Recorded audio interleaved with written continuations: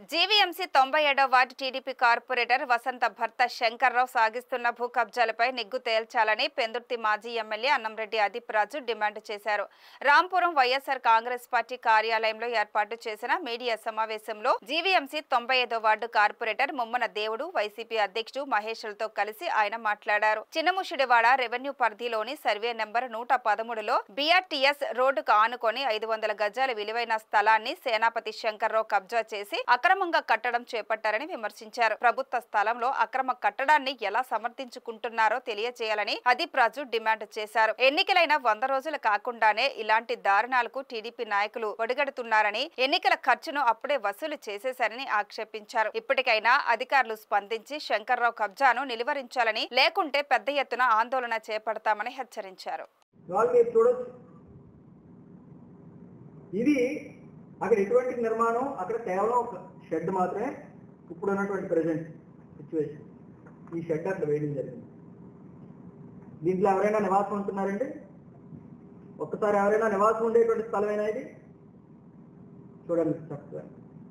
దీనికి house tax ఇద్దరు పేరు మీద జీవీఎంసీ వాళ్ళు మరి ఏ రకంగా వేశారంటున్నది తెలియదు. మీరు ఆ స్థలానికి వెళ్ళి చూసినా అక్కడ ఎటువంటి స్థిరనివాసం ఉండేటువంటి పరిస్థితులు అయితే అక్కడ లేవు. అలాంటి దానికి సేనాపతి వసంత్ గారి పేరు మీద, సేనాపతి శంకర్రావు గారి పేరు మీద జీవీఎంసీ వాళ్ళు హౌస్ ట్యాక్స్ వేయడం, ఈ హౌస్ ట్యాక్స్ ని బేస్ చేసుకొని పవర్ మీటర్ ఇవ్వడం, అన్ని కూడా చక్క జరిగిపోయాయి.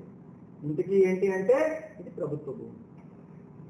ప్రభుత్వ భూమిలో ఎవరు నివాసం లేనటువంటి ఒక స్థలంలో కేవలం ఒక రేక్ షెడ్ లాంటిది వేసి దాంట్లో నివసిస్తున్నట్టుగా సాక్షాత్తు టీడీపీ కార్పొరేటర్ సేనాపతి వసంత గారి పేరు మీద, వాళ్ళ భర్త శంకర్రావు గారి పేరు మీద ఇవాళ హౌస్ ట్యాక్స్లు కూడా ఇచ్చి కరెంట్ మీటర్లు ఇచ్చేటువంటి పరిస్థితులు ఉంటే,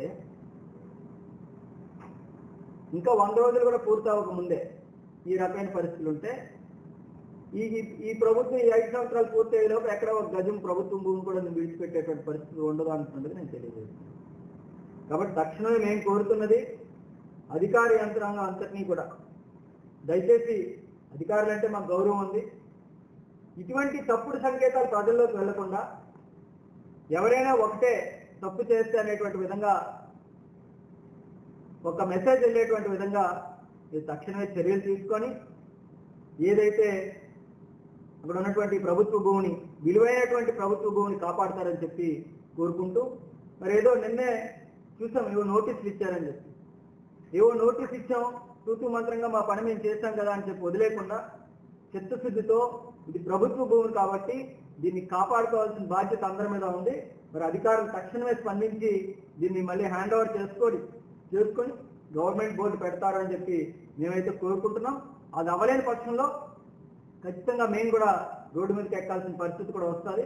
ఆ సిచ్యువేషన్ రాకూడదనే నేను గతంలోనే ఒక వారం రోజుల క్రితమే కలెక్టర్ గారికి, కమిషనర్ గారికి కూడా నేను వాట్సాప్ ద్వారా ఇక్కడ ఉన్నటువంటి పరిస్థితులన్నీ కూడా చెప్పడం కూడా జరిగింది. ఆయన కూడా ఈ విల్ టేక్ నెసరీ యాక్షన్ అని చెప్పి కలెక్టర్ గారు కూడా రిప్లై కూడా ఇచ్చారు.